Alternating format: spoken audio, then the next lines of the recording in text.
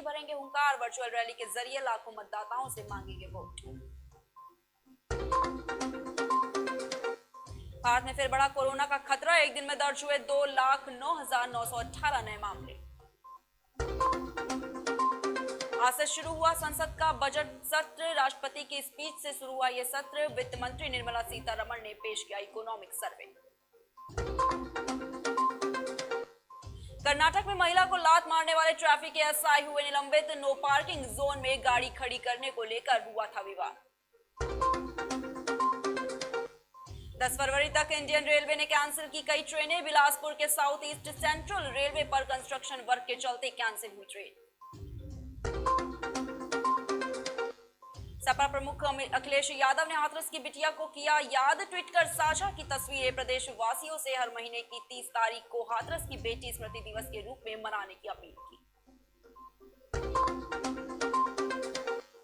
तेजस्वी प्रकाश बनी big boss की winner, तेजस्वी ने करण कुंद्रा, शमिता शेट्टी, प्रतीक सहजपाल, निशांत भट्ट और रश्मि देसाई को मात देकर बिग बॉस 15 की ट्रॉफी अपने नाम की।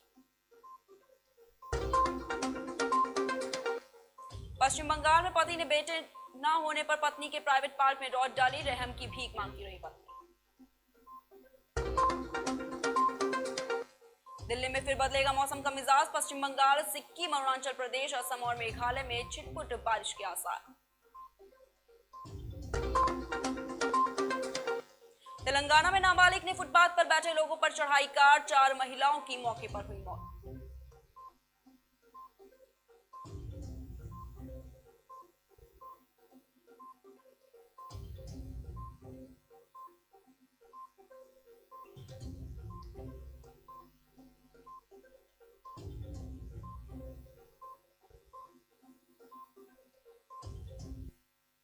नमस्कार, मैं हूं आपके साथ प्रिया तिवारी और आप देख रहे हैं केकेडी न्यूज। शुरुआत करेंगे खबरों की। आज हम आपको रूबरू कराने जा रहे हैं एक ऐसे शख्स से जिसे देखकर आप भी हैरान हो जाएंगे। बाबा साइकिल पर सवार, वो भी हेलमेट लगाकर। बाबा को आप हो सकता है दिमाग का कम समझ रहे हो, लेकिन बाबा साइकिल पर सवार होकर हेलमेट इसलिए लगाए हैं कि आप जागरूक हो। हेलमेट लगाकर बाबा यातायात के नियमों का पालन करने का संदेश देते हैं। क्या नाम भैया आपका? हमारा नाम रमेश कुमार प्रजापत उर्फ हेलमेट बाबा। जी, आप ये साइकिल पर हेलमेट लगाकर इतने सारे यातायात के संदेश दे रहे हैं, उद्देश्य क्या है आपका? हमारा उद्देश्य ये है कि जो है हम हेलमेट साइकिल पर इसलिए हेलमेट लगा चल रहे हैं जी, जनता को संदेश दे रहे हैं कि बिना हेलमेट के जी, मोटरसाइकिल न चलाओ। जी, और ये हम कहते हैं कि अगर मोटरसाइकिल चलाओ तो हेलमेट लगाओ, स्वयं सुरक्षा पाओ, यातायात के नियम अपनाओ। ठीक।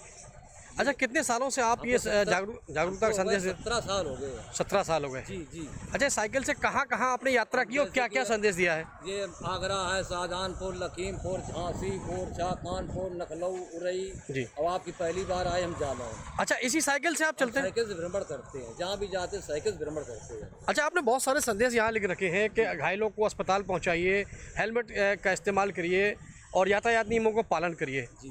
तो ये आपको प्रेरणा कहाँ से मिली, किससे इंस्पायर होकर आपने ये बात अपनाया है? 17 साल पहले मेरा एक्सीडेंट हो गया था। जी साइकिल मोटरसाइकिल से। जी। उसी दिन से हमारे एक जुनून ऐसी हो गई जी। कि आज से हम हेलमेट लगा के ही चलेंगे, तभी से हम हेलमेट लगा के चलते, बराबर हेलमेट लगा के चल रहे हैं। अच्छा। और जनता को संदेश भी दे रहे हैं। अच्छा, तो आपने ये बात अपना संदेश लेके जब चलते हैं तो कहीं ना कहीं आपको कहीं कहीं विरोध भी इसका सामना कभी करना पड़ता होगा? हाँ, कभी कभी लोग जो है कहने लगते हैं कि आप जो है ये जैसे कि मोटरसाइकिल हेलमेट लगा के चल रहे हैं आप जी।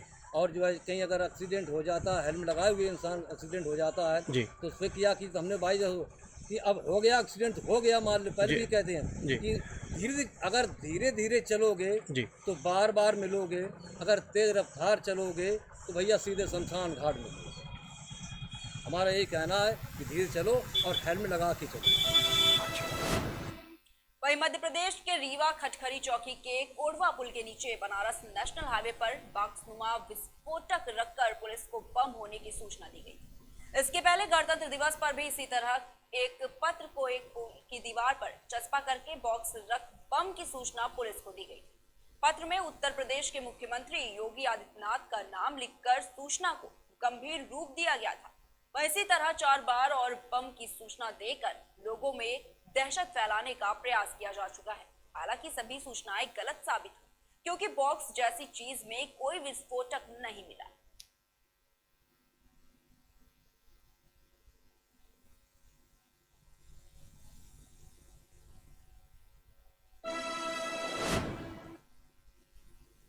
वहीं अगली खबर मध्य प्रदेश से है, जहां पर अपराधियों के हौसले इतने बुलंद हो गए हैं कि अपराधी किसी तरह से भी घटना को अंजाम देने की कोई कसर नहीं छोड़ रहे। ताजा मामला नई गढ़ी थाना क्षेत्र के अंतर्गत देवरी सेगरान ग्राम पंचायत के लंगरपुरवा का है, जहां घटना के संबंध में प्राप्त जानकारी के मुताबिक मृतक वाहक चालक और ट्रक चालक के ट्रक के नीचे एक कुत्ते का बच्चा आ गया, जिससे उसकी मौत हो गई।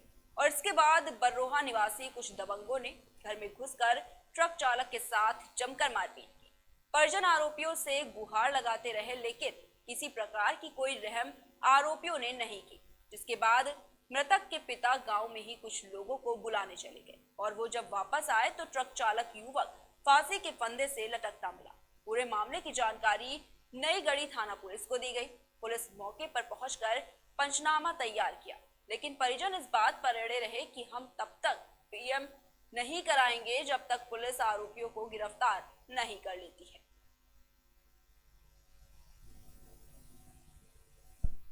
नई थाना क्षेत्र में घटना घटी है, जिसमें लंगरपुरवा का रहने वाला एक राजकरण विश्वकर्मा है, 28 साल की उम्र होती है, ट्रक चलाता है।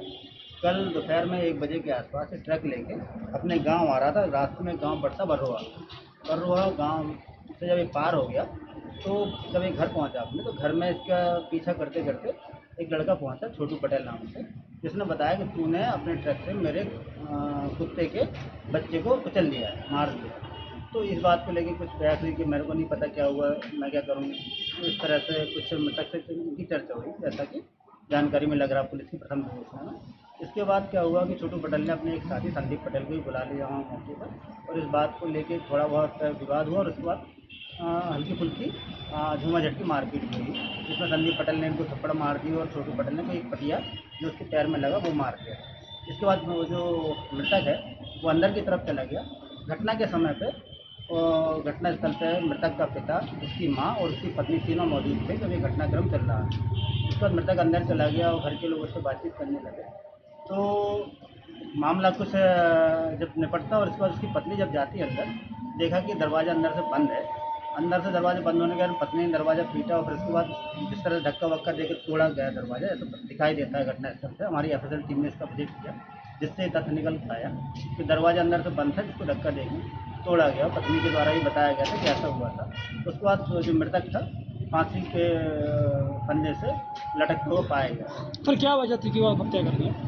ये जो आरोपीगण हैं, जो जब इसको मारपीट कर रहे थे, इसको मतलब कुछ निश्चित रूप से जब विवाद होता है, कुछ कहासुनी होती है, उन्हीं की प्रताड़ना से परेशान होकर मृतक ने आत्महत्या की, ऐसा पुलिस की प्रथम विवेचना में आया है। पुलिस इसमें 306 का प्रकरण दर्ज करके आरोपियों के विरुद्ध कार्रवाई कर रही है।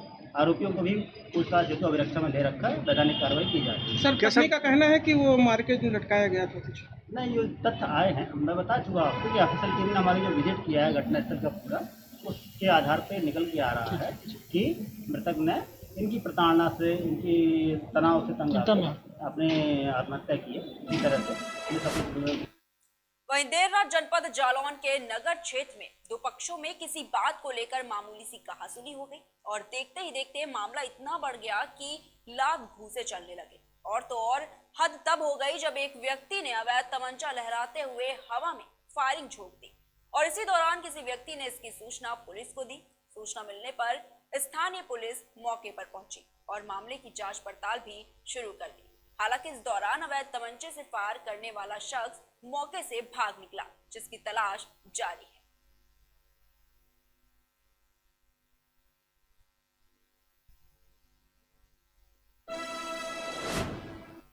वहीं भारतीय राष्ट्रीय कांग्रेस पार्टी की तरफ से आजमगढ़ लालगंज विधानसभा के कांग्रेस पार्टी के प्रदेश कार्यकारी सदस्य राजबली राम ने राष्ट्रपिता महात्मा गांधी की पुण्यतिथि पर पुष्प अर्पित करके श्रद्धांजलि अर्पित की। और इस अवसर पर राजबली राम ने क्या कहा, आइए सुनते हैं।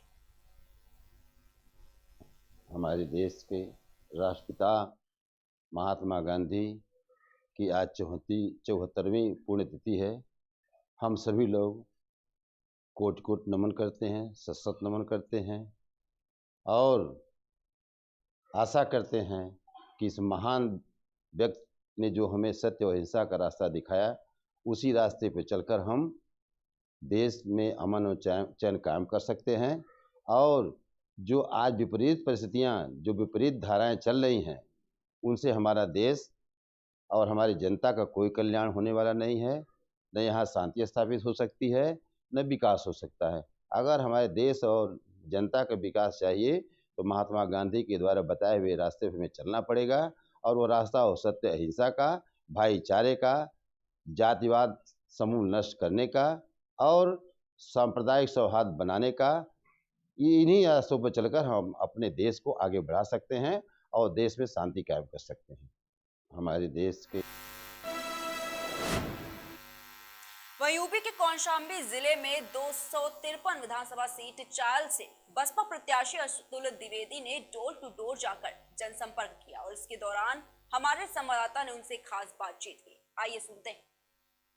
नमस्कार, आप देख रहे हैं केकेडी न्यूज और मैं हूं कुलदीप द्विवेदी। जहां तक आप सभी जानते हैं, इस समय उत्तर प्रदेश में पूरी तरह से चुनावी रंग में रंग चुका है उत्तर प्रदेश पूरा। आज हम इसी को लेकर चर्चा करेंगे।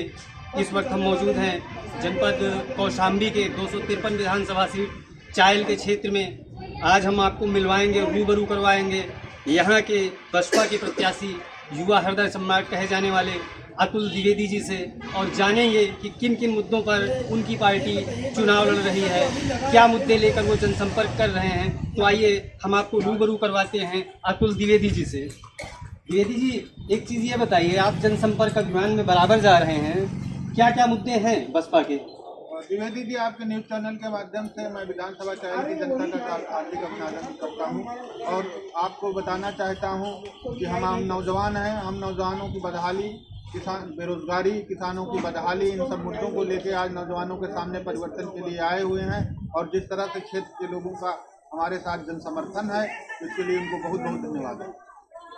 जैसा कि आपने कहा बदहाली है इस क्षेत्र में, तो क्या बदहाली है? देखिए, आपको द्विवेदी जी मैं बताना चाह रहा हूं कि द्वाबा के अंतर्गत हमारी विधानसभा 200 चायल आती है। 2 नदियों के बीच का क्षेत्र है जी। यहाँ पर 70 से 80% आबादी कृषि पे आधारित है और कृषि आधारित आबादी है। किसानों में खेती किसानी की लागत बहुत ज़्यादा है, उसके उपलक्ष्य में उनको उसका मूल्य नहीं मिल पाता उत्पादन का।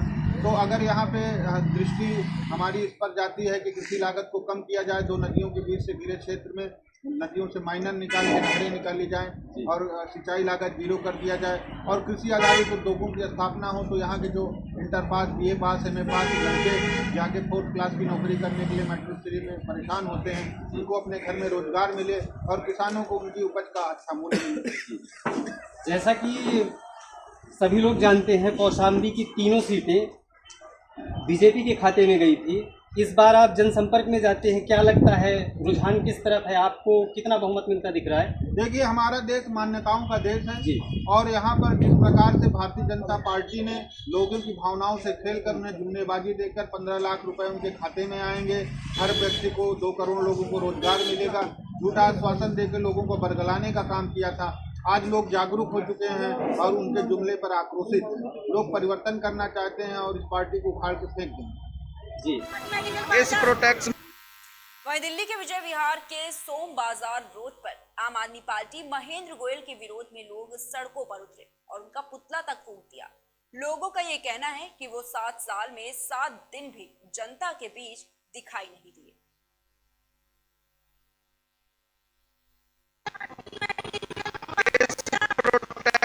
में आप क्या कहना चाहते हैं? पंजाबी प्रकोष्ठ के अध्यक्ष हूँ। जी। महेंद्र गोयल जी MLA बन रहे हैं ना, जी। आज इनको 10-7 साल हो गए, जी। एक बार भी इन्होंने अपनी शक्ल नहीं दिखाई। जी। अगर इनकी हिम्मत है तो आए पब्लिक के बीच में, क्यों नहीं आते हमारे बीच में? अवंतिका में कल एक फीवर धस गया, पूरी गाड़ी उसके अंदर चली गई, सारे घरों में करंट आता है बारिश में। हम इनको बुला के थके हैं। इनकी क्या हिम्मत नहीं है पब्लिक के बीच में आने के? झूठे केस में बरी हो गए हैं, पैसा चढ़ा का ऊपर, और झूठ बोलते हैं। ये कहते हैं कि मैं काम करता हूँ, कौन सा काम करते हैं बाढ़ में? कभी नजर नहीं आते ये। इनको बोलो, हम मीडिया के थ्रू इनको बुला रहे हैं, ये क्यों नहीं आते? इसको क्या काट देना पड़ेगा? ये सुनते क्यों नहीं है? महेंद्र गोयल जी, आप तक हमारी आवाज जा रही है तो आप पब्लिक के बीच में आओ। ये सीमा महेंद्र गोयल आप भी कुछ कहना चाहते हो? आज यहाँ विजय बिहार मंडल का सोम बाजार चौक पे राज मेडिकल के पास प्रदर्शन हो रहा है। इसकी जो सड़कें हैं, जो सीवर लाइन डालने के बाद इन्होंने सीवर लाइन की हर जगह मेन रोड हो चाहे गलियां 9-9 इंच की डाली है, जो आने वाले समय में बहुत जल्दी पड़ जाएगी। जाके नेताओं का बयान था कि वो सीवर लाइन आगे जाके फूलेगी, ऑटोमेटिक फूल जाएगी और छोटी हो जाएगी। ये कौन सा लॉजिक है हमें समझ नहीं आता। परसों ही हमने लाइव वीडियो डाला है तो लाल फ्लैट से अंदर रोड आता है और आज वो बन भी रही है। अच्छा जी। हमारी माता बहनों का संघर्ष और दबाव इतना काम आया, बन भी रही है। आज हमारा मुख्य उद्देश्य है कि इस रोड का प्रदर्शन किया जाए, ये रोड भी जल्द से जल्द बने। ये कौन सा रोड है? ये सोम बाजार का आई ब्लॉक रोड है, शुक्र बाजार वाला। शुक्र बाजार का है और ये सोम बाजार रोड है। तो हमारी सबसे यही है कि हमें प्रदर्शन करके आज उनका पुतला दहन करेंगे महेंद्र गोयल का, अच्छा ताकि वो नींद से जागे और आगे यहाँ जनता की सुध ले, रोड बनवाए, उनका जो उनका हक है वो उनको उनका हक दे। जो 7 साल उन्होंने मजे मारे हैं यहाँ पर। ठीक है। 1 रुपया नहीं लगाया है उसने भाई साहब। बोलो बोल तो रही हूँ। हमारी गली है, इतनी नाली साफ नहीं होती हमारे गली में, बिल्कुल भी कोई नहीं आता है नाली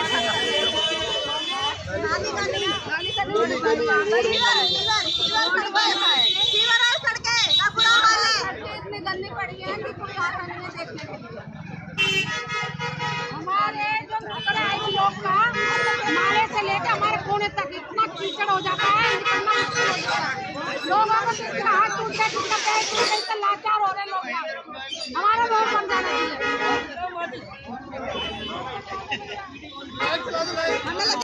मैं जानना चाहता हूँ कि आप लोग किस लिए प्रोटेस्ट कर रहे हैं? नमस्कार जी बोलिए।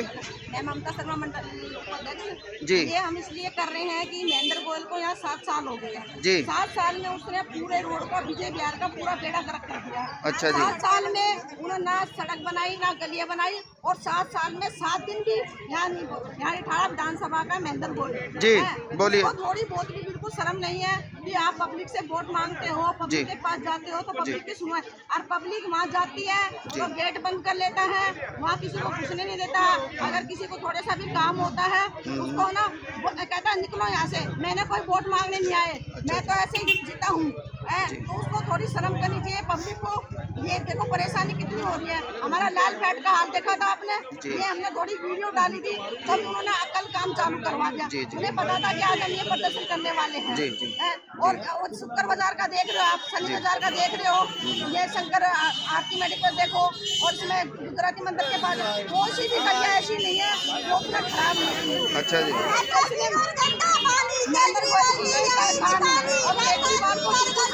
कैसे विधायक को अभी तक तो बिठा रखा है, इस्तीफा तो नहीं, अगर काम नहीं करना तो छोड़ दो इसको। अच्छा जी। धन्यवाद। ओके। महिला मोर्चा आपका शुभ नाम क्या है जी? जी।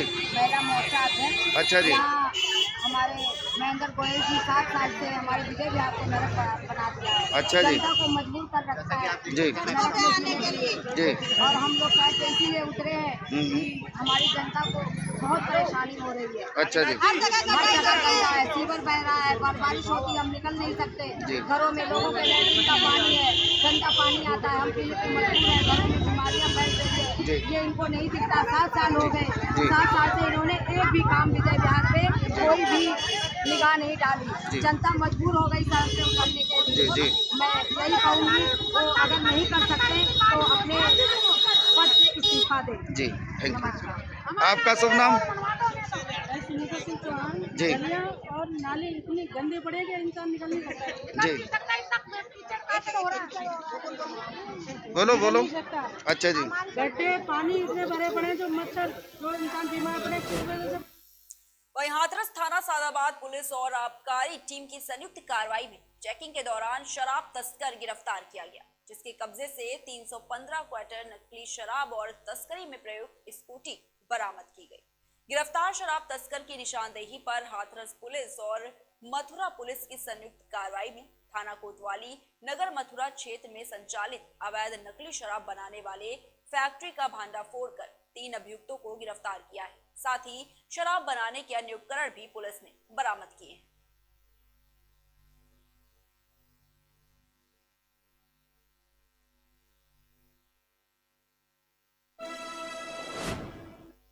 वहीं उत्तर प्रदेश विधानसभा चुनाव के पहले चरण के मतदान की तारीख जैसे जैसे नजदीक आ रही है, वैसे वैसे राजनीतिक पार्टी के विधायक प्रत्याशी चुनाव आयोग के नियमों की धज्जियां उड़ा रहे हैं, ना ही आचार संहिता का पालन किया जा रहा है। ग्रामीण विधानसभा के सपा रादौल गठबंधन विधायक प्रत्याशी महेश कुमार जाटव खुलकर चुनाव आयोग के नियमों की धज्जियां उड़ा रहे हैं। विधायक प्रत्याशी महेश कुमार जाटव जनसंपर्क के दौरान न तो मास्क लगा रहे हैं और न अपने साथियों से मास्क लगाने के लिए कहते हैं। वहीं सोशल डिस्टेंसिंग को तो जैसे भूल ही गए हों और तो और जनसंपर्क के दौरान पार्टी के झंडे और बैनर लेकर आचार संहिता का उल्लंघन भी करने में लगे हैं।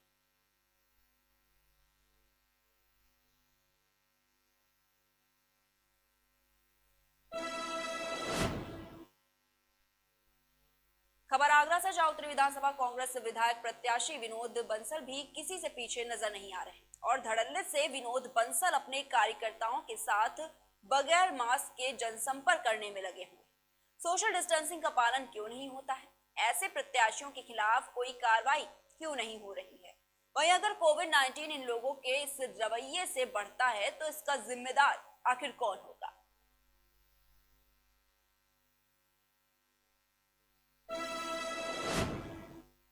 वहीं ऑल इंडिया मजलिस से इत्तेहादुल मुस्लिमीन पार्टी के 223 सदर विधानसभा प्रत्याशी सादिक अली पूरे दमखम के साथ चुनाव मैदान में उतरे हैं। जी हां, और अपना प्रचार करने में भी जुटे हुए हैं।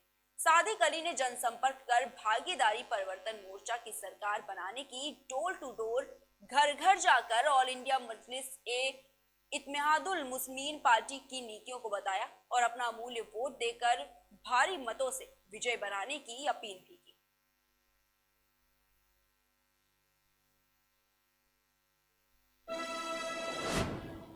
वहीं अमरोहा के थाना आदमपुर क्षेत्र में चल रहे चुनाव प्रचार में बिना अनुमति के लगी 6 गाड़ियों को पुलिस ने सीज कर दिया।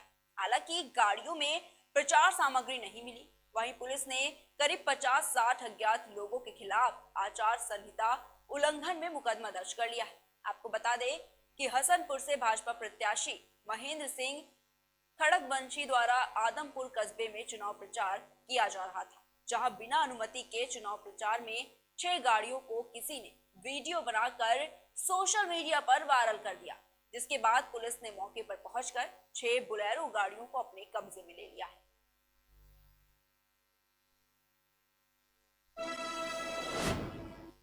वहीं लंबे कयास के बाद राममूर्ति वर्मा को टांडा विधानसभा क्षेत्र 278 से प्रत्याशी बनाया गया है। बगैर किसी लाभ लश्कर के राममूर्ति वर्मा जब अपने घर पहुंचे तो बधाई देने वालों का तांता लग गया। खास बात यह रही कि छिटपुट विरोध के बावजूद बधाई देने वालों में टांडा के लोग सबसे अधिक रहे, जिन्होंने बधाई देने के साथ राममूर्ति वर्मा को टांडा सीट से लखनऊ भेजने का भरोसा दिलाया। वहीं पूर्व मंत्री राममूर्ति वर्मा ने एक सवाल के जवाब में बताया कि टांडा विधानसभा मेरे लिए नई नहीं है, मेरा पूरा जिला अपना है और मैं लोकसभा का भी चुनाव लड़ चुका हूँ। टांडा में मेरे अपने लोग हैं जो मुझको दिल से पसंद करते हैं और चुनाव जीतने में वही लोग मेरे लिए मील का पत्थर साबित होंगे।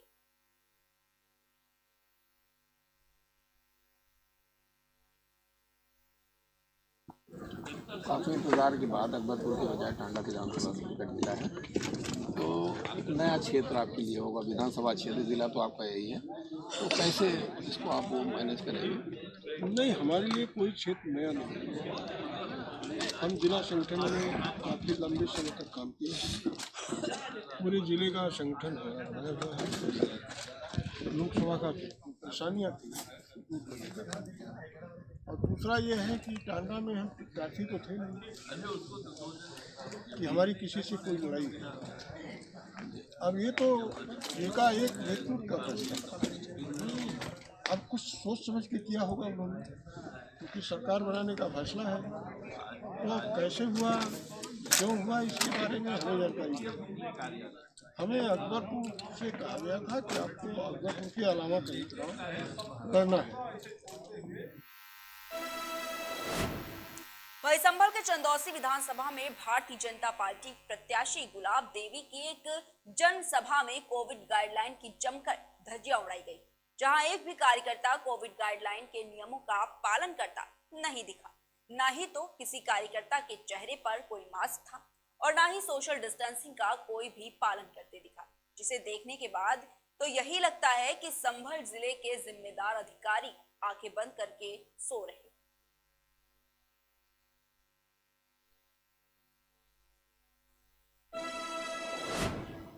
विधानसभा चुनाव नजदीक आते ही प्रत्याशियों में काफी गर्मा गर्मी दिख रही है। वहीं इस बीच संभल में समाजवादी पार्टी के प्रत्याशी के भाई पर वोटरों को धमकी देने का आरोप लगा है। दरअसल पूरा मामला संभल के थाना चुनावी क्षेत्र के गांव भाबरू का है, जहां रामवीर सिंह मौर्य का आरोप है कि समाजवादी पार्टी के प्रत्याशी राम खिलाड़ी यादव के भाई ने नशे की हालत में कुछ दबंगों के साथ उनके घर पर घुसकर उन्हें सपा प्रत्याशी को वोट न देने पर गांव से भगाने की धमकी दी, जिसके बाद रामवीर सिंह ने कोतवाली गुन्नौर में प्रार्थना पत्र देकर न्याय की गुहार लगाई।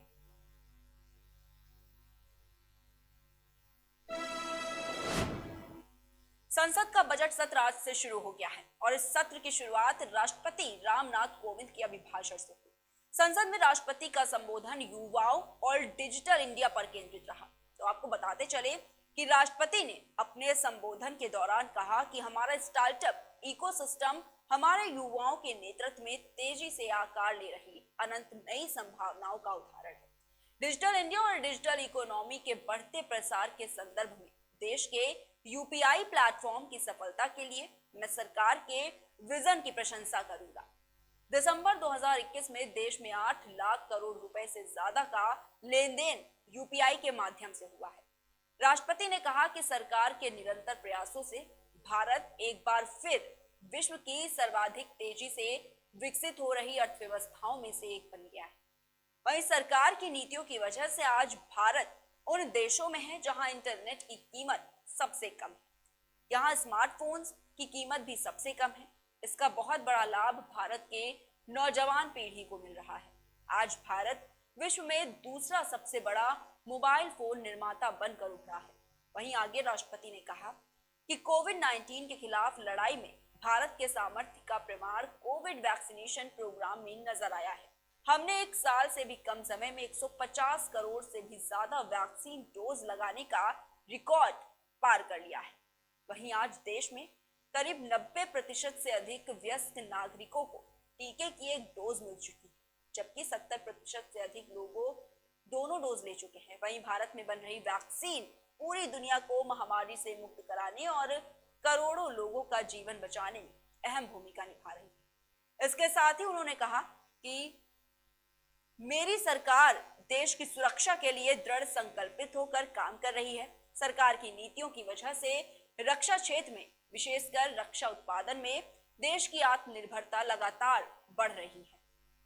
साथ ही साथ उन्होंने कहा कि हिंदुस्तान एरोनॉस्टिक लिमिटेड के साथ 43 LCA तेजस फाइटर एयरक्राफ्ट के निर्माण के लिए अनुबंध किए गए। वहीं सरकार ने ऑर्डिनेंस फैक्ट्रियों को 7 डिफेंस PSU का रूप देने के लिए महत्वपूर्ण कदम उठाया है। राष्ट्रपति ने आगे कहा कि हमने अपने पड़ोसी देश अफगानिस्तान में अस्थिरता और नाजुक हालात को देखा है। भारत ने इन परिस्थितियों में मानवता को सर्वोपरि रखते हुए ऑपरेशन देवी शक्ति को संचालित किया। हमने हमारे कई नागरिकों और कई अफगान हिंदू सिख अल्पसंख्यकों को काबुल से सफलतापूर्वक एयरलिफ्ट किया है।